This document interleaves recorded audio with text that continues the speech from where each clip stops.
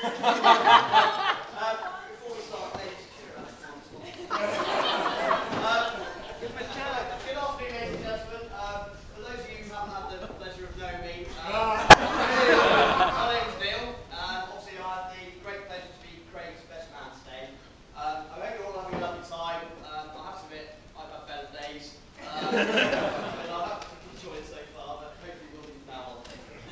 Now, please forgive me, but I'm not particularly keen on making public speeches. But I've got to admit, after 8 years of marriage, today is something of a novelty for me, in that it's nice to hear my own voice. It's also quite nice to finish a sentence. It's my first time as best man today, and probably once word gets out, I expect it's probably be my last.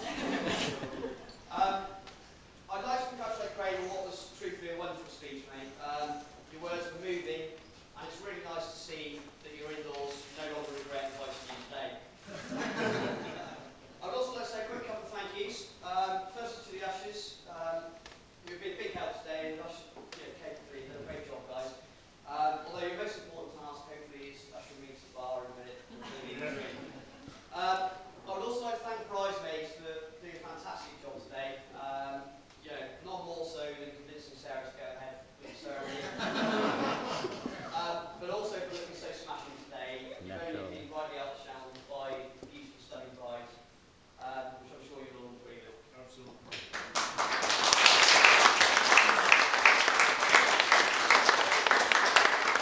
Now, when Craig told me that Sarah had accepted his marriage proposal, I have to admit I was quite shocked. Sarah had always struck me as being a very intelligent lady. But here they are, married, for better, for worse. Craig, you certainly couldn't have chosen any better. Sarah, you couldn't have chosen any worse. Now, as we've been touched upon, some of you probably know that other than Sarah, Craig's main passion in life is sport, and in particular, golf. Now, this is something that we've had many times. This is something that we've had many years enjoying together, and it's something that we've spent many, many hours doing. And during the years that we've played, we've both developed our games at similar rates, and subsequently have built up what can only be described as quite a friendly, competitive rivalry.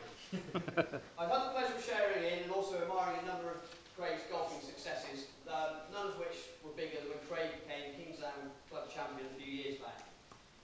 As our competitiveness has grown, so have our stakes, and now a win is not just a moral victory, it is often a financial one. Now Craig, how shall I put it, with his money?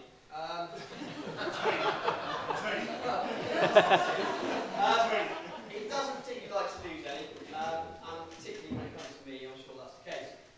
Now in recent times, Craig has taken on what I believe are dirty tactics, in that he's added a number of additions to his game, which I don't think is particularly fair. Some of these include an electric golf trolley, which carries his clubs, 35 years before he actually needs one. And he's also recently bought an electronic distance measure, which tells him how far his golf ball is away from the green. Now, however, purposely marrying a physiotherapist to keep his swing in tip-top condition might be going a little bit too far. Now, don't worry, Sarah. Craig's generally told me that he loves you as well. Now, like all best mates, we've often talked about the ladies we'd like to marry. And Craig has always stipulated two strict criteria. Now, the first of these, was that whoever it's going to be, would have to tolerate his obsession with golf. He basically, which is understandable, he eats, breathes, and sleeps the game. The second was that she wouldn't be a hooker. Now, this to me, I think it's a little unfair. I've been out with many hookers. To be honest, all you need to do, pull the ball back in the stance.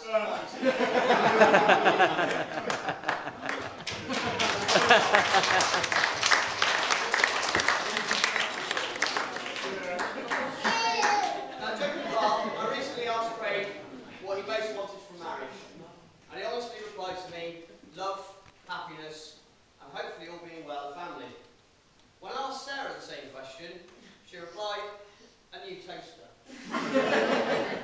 Now, although Craig's talent on the golf course is obvious for all to see, see, he is particularly keen to maintain his skills and can often be seen practicing. Now this led to a bit of difficulty in his previous career path. In order to get his golf fix, Craig's previous employment just didn't do the job. So what he was looking for was something that would give him 18 weeks holiday a year, 3 o'clock finishes, and no weekends. So Craig, understandably, took the decision to become a teacher. Now the next dilemma Craig faced was, which subject shall I teach? So again, he sat down, a bit of logical thinking, and thought, well, what am I good at? What do I enjoy? And the answer to which was counting money. So maths, therefore, became the logical solution. Now, once Craig sets his mind to it, Craig is one of life's great achievers. And as such, he's become a fine teacher to a number of children over the last year or so. And is generally one that I would be happy if he taught my kids in the future.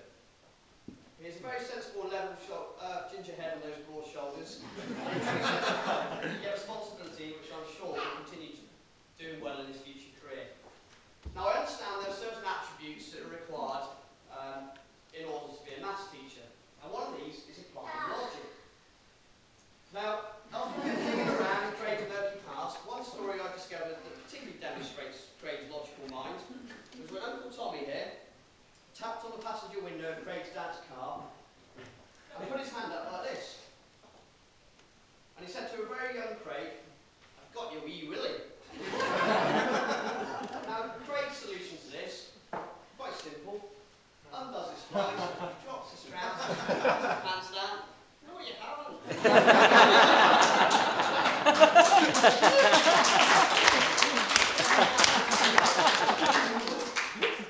One of Craig's other endearing traits, I'm a bit scared to say this, is his famous Scottish generosity. I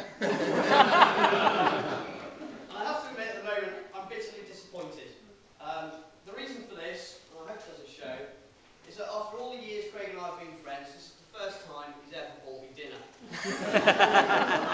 Unfortunately, I was too nervous and didn't get a chance to enjoy it. Now, I'm not saying Craig is tight, but it's no coincidence that today's outfits, the best men and the ushers, both came with extra deep pockets for our wallets, and Craig's kilt didn't come with any.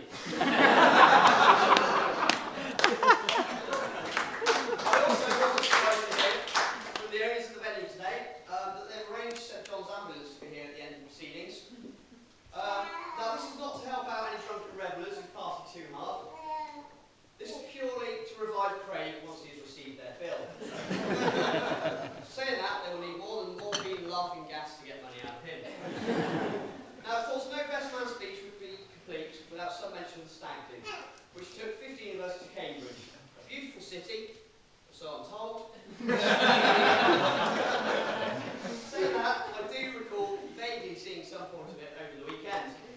Certainly, the majority of the group saw a lot more of it, primarily down to Craig's fantastic and great leadership qualities, and that he managed to get everybody lost between bars, and it's a good job he didn't choose geography.